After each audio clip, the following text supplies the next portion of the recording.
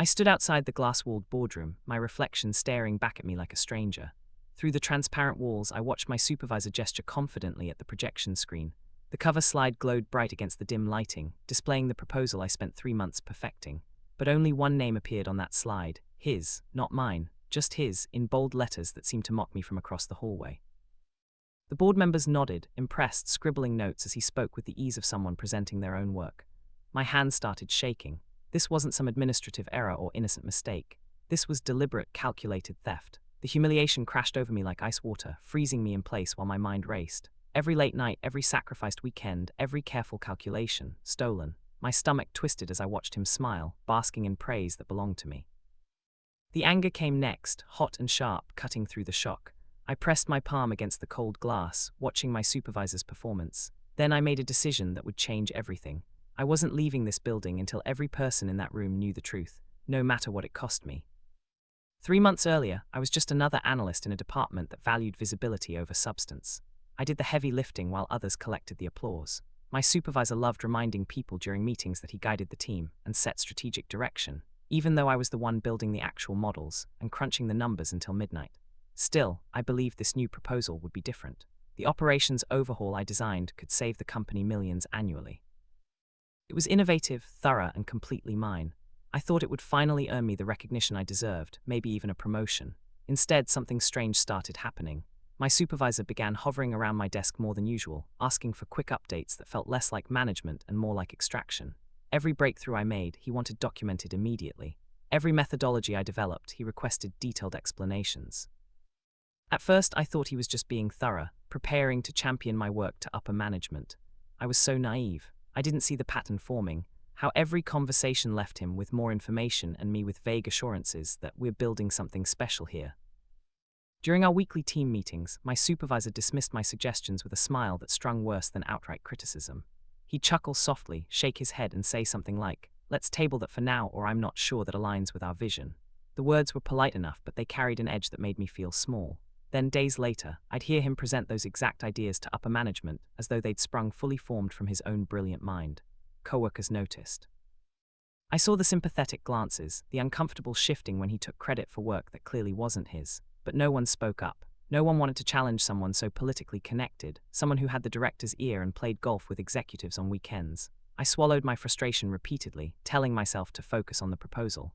If I just kept my head down and produced excellent work, the truth would speak for itself. That's what I genuinely believed.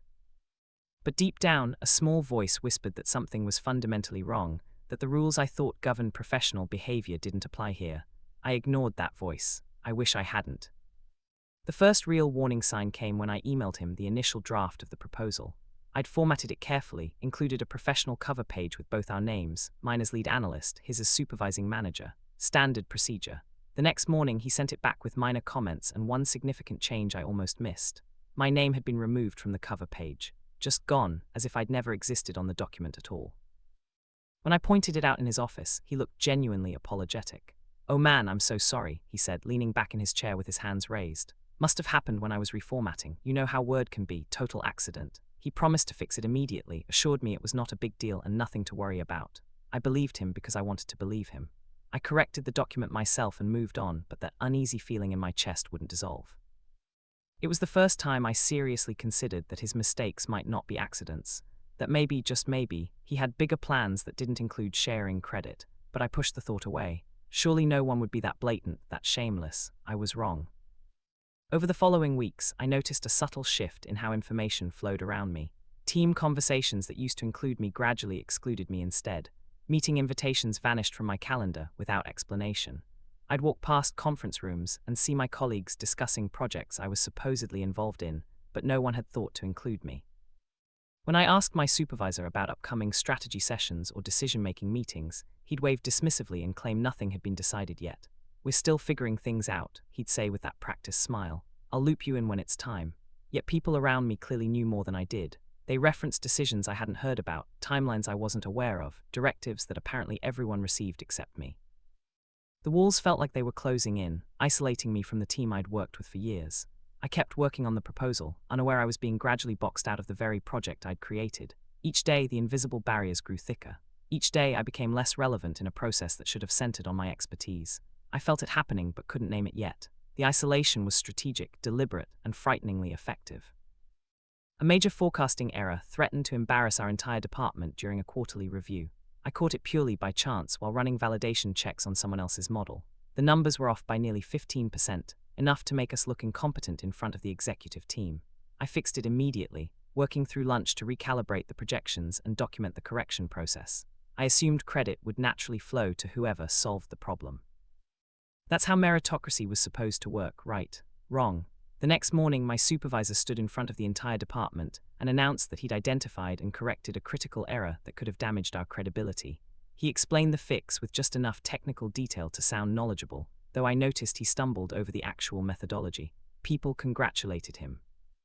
Our director sent him a personal thank you email that got shared with the whole team. My name never came up. When I confronted him privately after the meeting, he laughed it off as a miscommunication, said he'd assumed everyone knew I did the technical work while he provided oversight. It's all team effort anyway, he added with a shrug. That's when I truly understood. Every accomplishment I made was being quietly siphoned away, rebranded, and redistributed under his name.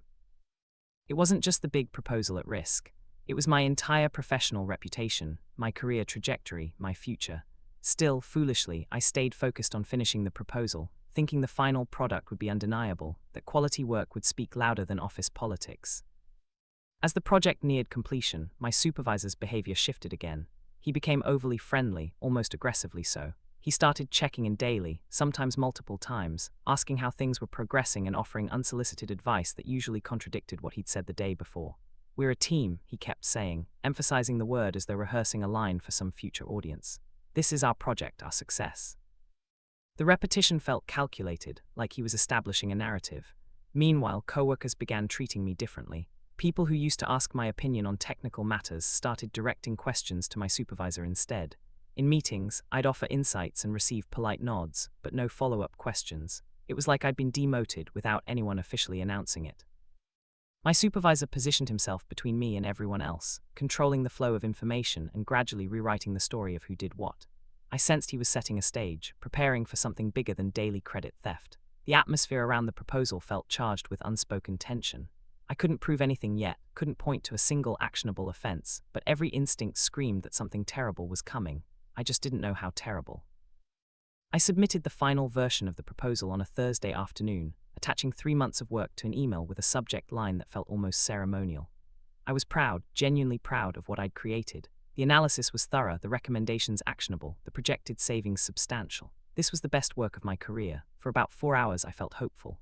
Then the email arrived, a calendar cancellation notification, followed by a brief message from my supervisor's assistant. The upcoming review meeting had been rescheduled, and due to limited seating and board preferences, my attendance was no longer required. I stared at the screen, reading the words multiple times, trying to make them mean something other than what they obviously meant.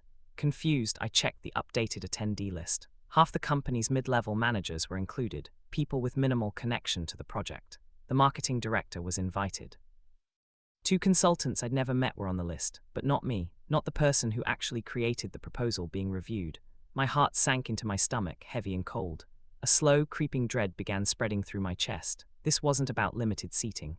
This was about erasing me from my own work, and I just handed them the finished product, perfectly packaged for someone else to claim. The social isolation intensified immediately.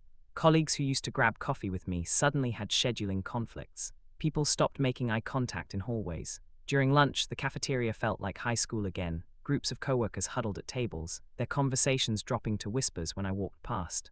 My supervisor, meanwhile, positioned himself at the center of everything. He sat with upper managers during lunch, laughing loudly and making deliberate eye contact with me across the room. The message was clear and humiliating. One afternoon, I watched him lean in conspiratorially with the director of operations, gesture towards some papers, and both men glance in my direction before returning to their conversation. The exclusion felt intentional, performative, designed to make me understand my new position in the hierarchy. I was being systematically cut off from the professional network I'd spent years building. People who once valued my input now acted like association with me carried risk. I didn't understand why yet, couldn't see the full picture, but I felt the walls closing in from every direction. The isolation wasn't accidental or organic. It was coordinated, purposeful, and surprisingly effective. I went home that night and sat in my car for 20 minutes, unable to make myself walk inside and pretend everything was normal. The next morning, I tried accessing my project files to review some calculations. The folder structure had changed overnight. Documents I'd created and carefully organized were moved, retitled, scattered across different directories. The main proposal folder, the one I'd labeled with my initials and project code, was now nested under a directory bearing my supervisor's name. I clicked through the files, my stomach tightening with each discovery. Drafts I'd saved with detailed version histories were now labeled as final edits with his name in the metadata. When I found him in the break room and asked about the reorganization, he barely looked up from his coffee. "Just cleaning things up for the review panel," he said casually, as though moving someone else's work into his personal folders was standard practice. "Makes it easier for them to navigate. You know how executives are, they want everything streamlined." His tone was so reasonable, so practiced, that for a moment I doubted my own reaction. Maybe I was being paranoid. Maybe this was normal project management. Then I returned to my desk and saw it clearly. My work was being carefully rebranded, stripped of my identity, and prepared for presentation under someone else's name. The evidence sat right there in the file directory, but it was subtle enough that complaining would make me look petty or territorial. I felt trapped between speaking up and sounding crazy, or staying silent and watching myself disappear. One afternoon, I walked past a small conference room on the third floor and heard a familiar voice. My supervisor's voice, crisp and confident, delivering a presentation. I slowed my steps, something pulling me toward the door. Through the narrow window, I saw him standing at the head of the table, gesturing at a projected slide I recognized immediately. My slide, my data, my analysis. He was presenting the proposal, line by line, section by section, to a group of mid-level directors who nodded along, clearly impressed. My breath caught in my throat. I froze there in the hallway, hidden partially by the doorframe. Listening as he explained methodologies he'd never developed, referenced assumptions he'd never made, and claimed to have led analysis he'd barely understood when I tried explaining it to him weeks ago. "I focused on operational efficiency," he said, his voice carrying that false modesty successful people use when fishing for compliments. The directors asked questions. He answered some correctly, probably from the notes I'd provided, and fumbled others badly enough that someone asked for clarification he couldn't give. But he recovered smoothly, promising detailed appendices. I stood there trembling, my hands clenched into fists at my sides, watching my work being stolen in real time. I wanted to burst through the door to interrupt and expose him right there, but fear held me frozen. I walked away before anyone saw me shaking, my heart pounding so hard I thought it might crack through my ribs. The next morning, I received an email from HR that made my blood run cold. The subject line read "Clarification Request, Project Contribution Documentation." The message was professionally worded, but chilling in its implications. They wanted me to provide a detailed account of my role in the recent operations proposal, including specific tasks performed, hours contributed, and any documentation proving my involvement. The request felt like an interrogation, disguised as administrative housekeeping. Someone had planted doubts about my contributions. Someone had whispered to HR that maybe I was exaggerating my role, maybe trying to claim credit that wasn't mine. The irony was so sharp it almost made me laugh. I tried scheduling a meeting with my supervisor to discuss the HR inquiry, thinking maybe we could clear up this obvious misunderstanding together. His assistant informed me he was unavailable all week, packed schedule back-to-back meetings, completely unreachable. The timing was too convenient. He was avoiding me while HR investigated my credibility. I felt the ground beneath me cracking, felt myself sliding towards some professional cliff edge.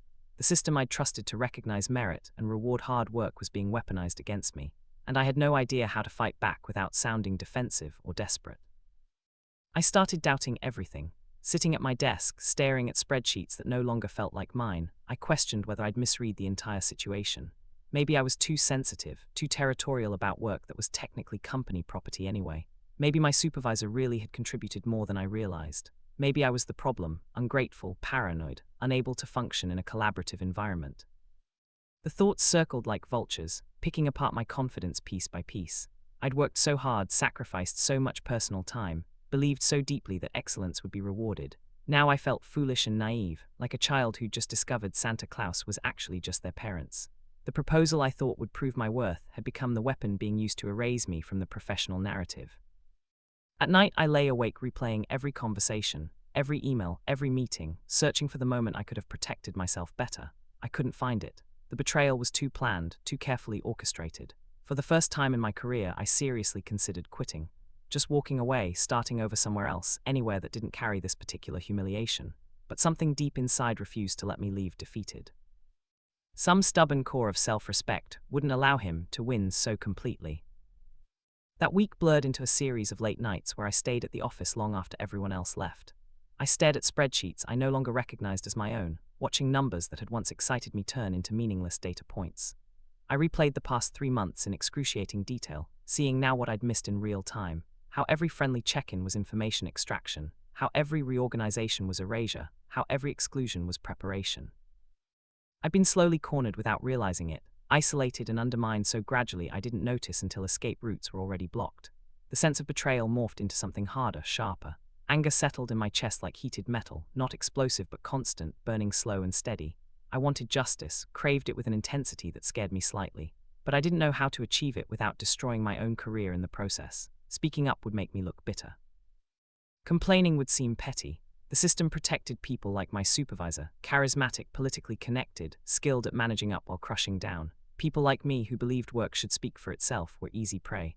I felt utterly alone, sitting in that empty office with only the hum of fluorescent lights for company. But I wasn't done. I didn't know what I'd do yet, but giving up felt like betraying myself. So I stayed, and I waited, and I let the anger crystallize into something I could use. On a random Tuesday, something unexpected happened. A colleague I barely knew, someone from the finance department I'd maybe spoken to twice, pulled me aside in the hallway. He glanced around nervously before leaning in close and speaking just above a whisper. "I think you should check the final board deck," he said quickly, his eyes darting to make sure no one was listening. "What?" I asked, confused. "The presentation for Thursday's board meeting. I think you deserve to know what's in it." He wouldn't elaborate, wouldn't explain how he'd seen it or why he was telling me. When I pressed for details, he just shook his head and walked away quickly, like association with me carried contagious risk. My pulse spiked immediately. That kind of warning didn't come without serious reason. People didn't stick their necks out in corporate environments unless something truly wrong was happening, unless the injustice was so obvious even bystanders felt compelled to intervene. I rushed back to my desk, my hands shaking as I logged into the shared drive. I searched for the board presentation folder, my heart hammering against my ribs. Part of me didn't want to look, didn't want confirmation of what I already suspected, but I had to know. I had to see the betrayal in its final form. The file was there, updated that morning, sitting in the executive review folder with restricted access. I didn't have permission to open it, but someone did. And that someone had just given me a lifeline. 10 minutes later, a new email appeared in my inbox. No subject line, no message body, sent from an address I didn't recognize, probably a temporary account created specifically for this purpose. Just an attachment, a screenshot. My hands trembled as I opened it, the image loading slowly on my screen like a nightmare, revealing itself frame by frame. There it was, the title slide of my proposal, professionally formatted and ready for board presentation. The company logo gleamed in the top corner. The title I'd spent hours perfecting stretched across the center. And below it, in large bold letters, a single name. His name, not mine. There was no mention of me anywhere on the slide, no prepared by line, no acknowledgement of contribution, nothing. Just his name, claiming sole authorship of 3 months of my life. My chest tightened until I couldn't breathe properly. I stared at that screenshot for what felt like hours but was probably only minutes, my vision blurring as rage and grief collided in my throat. This was the confirmation I'd feared and expected, delivered anonymously by someone who understood exactly what was happening. Someone else knew. Someone else saw the theft and felt it was wrong enough to risk exposing it. The screenshot was both evidence and validation, proof I wasn't crazy, wasn't paranoid, wasn't imagining the systematic erasure of my work. It was real, it was happening, and I had less than 2 days before he presented my work to the board as his own. I sat in absolute silence for nearly an hour, unable to move or think beyond the screaming in my head. Everything I'd sacrificed, the late nights that turned into early mornings, the weekends I spent building models instead of living my life, the personal relationships I'd neglected, the hobbies I'd abandoned, all of it had been used against me. This proposal was supposed to be my career's turning point, the achievement that proved I deserved advancement and recognition. Instead, it became the weapon that killed my professional future while elevating his. The betrayal cut deeper than professional harm. It felt personal, intimate, like he'd reached inside my chest and stolen something essential. I'd trusted the system, believed competence mattered more than politics, thought hard work was its own protection. How naive, how stupid. The grief hit me in waves, drowning me in the recognition that the meritocracy I'd believed in never existed, that I'd wasted years playing by rules only I was following. I felt humiliated beyond words, not just by him, but by myself for being such an easy mark. But beneath the grief, beneath the shame and anger and betrayal, something sharper was forming, something cold and precise, a realization that changed everything. He'd made a critical mistake, and I was the only one who could see it clearly. The game wasn't over, it was just beginning. The clarity came suddenly, cutting through the emotional chaos like a blade. My supervisor had stolen the entire proposal, every section, every calculation, every projection and assumption, which meant he'd also claimed responsibility for work he didn't fully understand.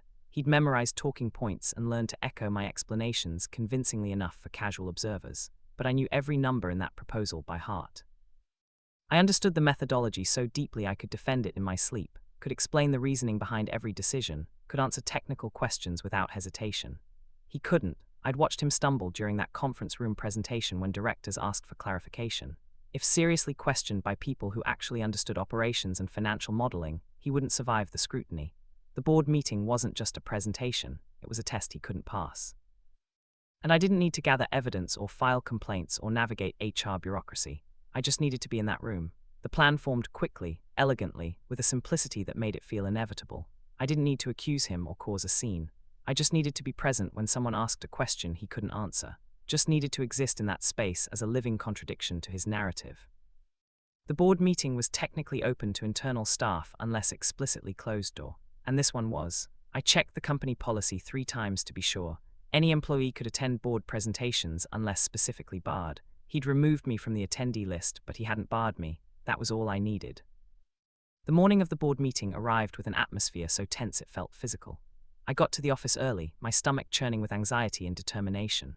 People avoided my eyes in the hallways, their discomfort obvious. They knew what was happening today, knew my supervisor planned to present work he'd stolen, knew I'd been erased from the project. But no one said anything. No one intervened. They just looked away and hurried past, relieved it wasn't happening to them.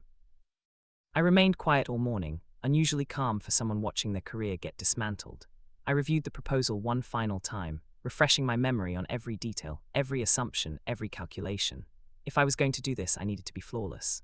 Around 10:30, I saw my supervisor heading toward the executive wing, carrying a leather portfolio and wearing the confident expression of someone about to deliver a career-defining performance.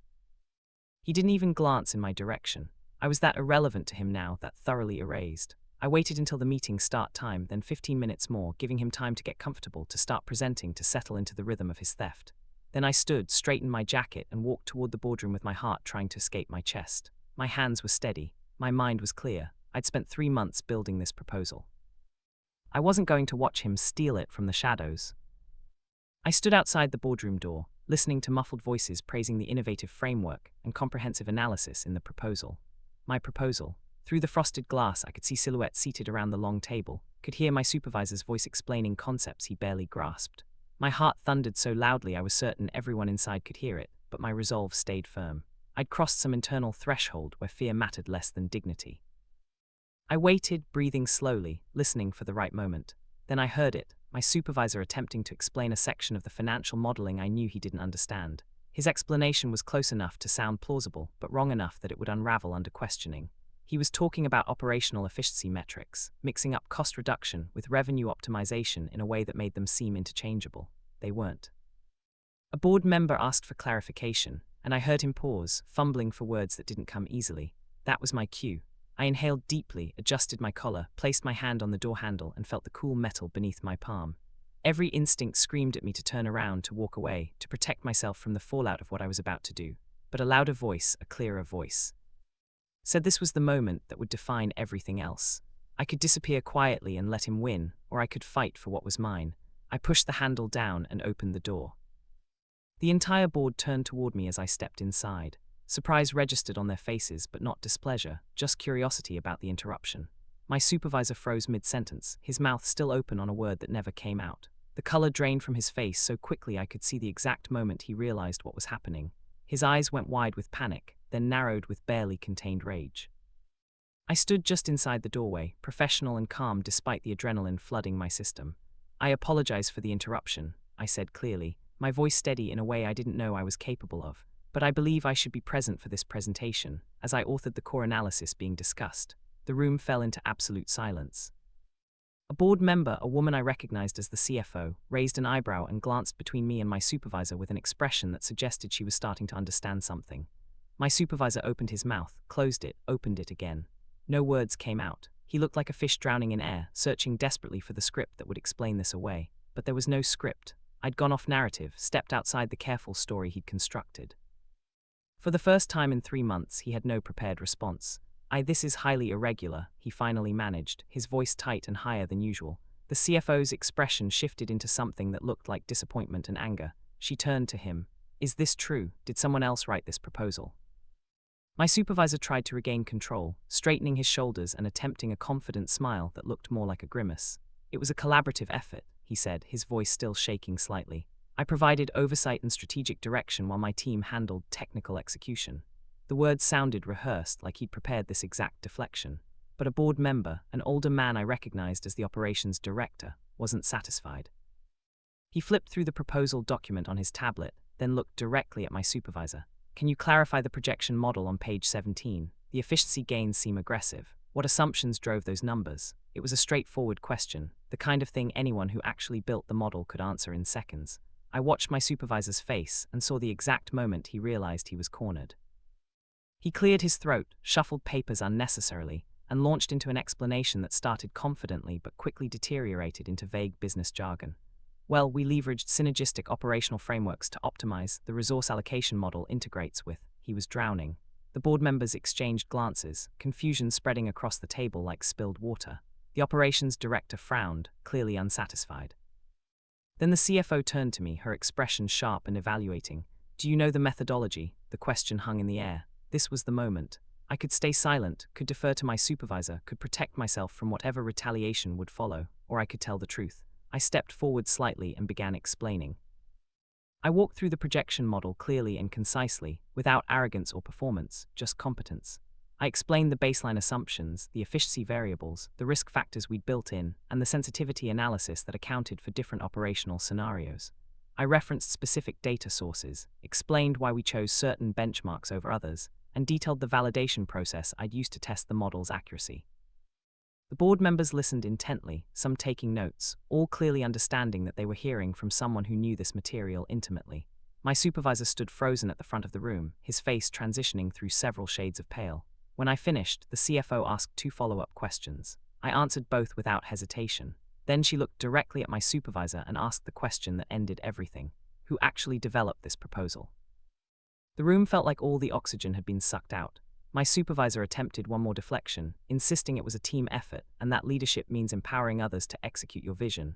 But his voice shook badly now, confidence completely shattered. I didn't attack him or make accusations. I simply stated the timeline: when I started the project, when I submitted drafts, when I completed the final version. Short sentences, factual, emotionless.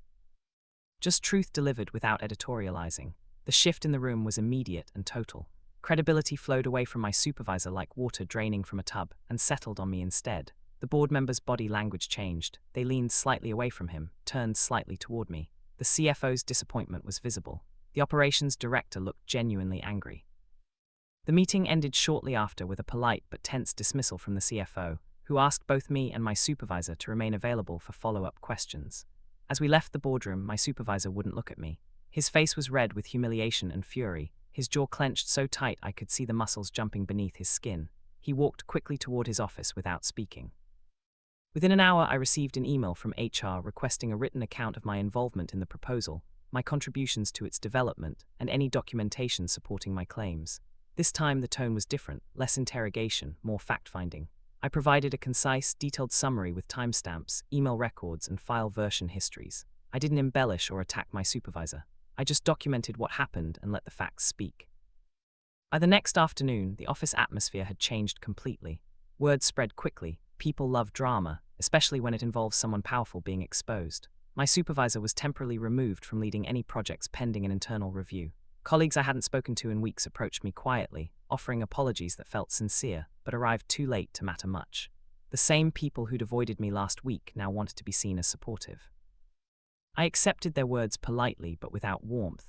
I'd learned something about them during this experience, and it wasn't flattering. The isolation broke as quickly as it had formed, but trust doesn't rebuild so easily. The cafeteria no longer felt hostile, but it didn't feel safe either. I didn't celebrate or brag about what happened. There was no victory lap, no triumphant speech, no moment where I rubbed his face in the consequences of his theft.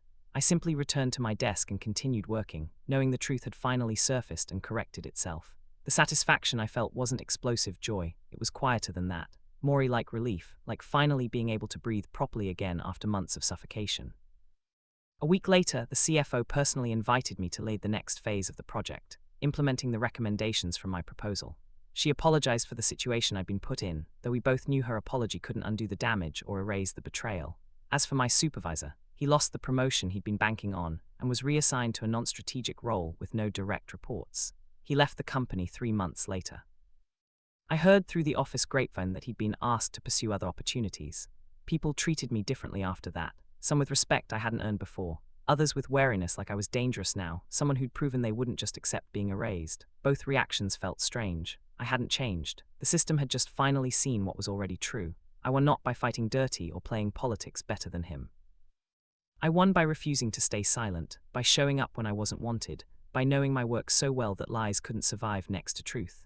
That's the closure I carry now, not revenge, but dignity reclaimed.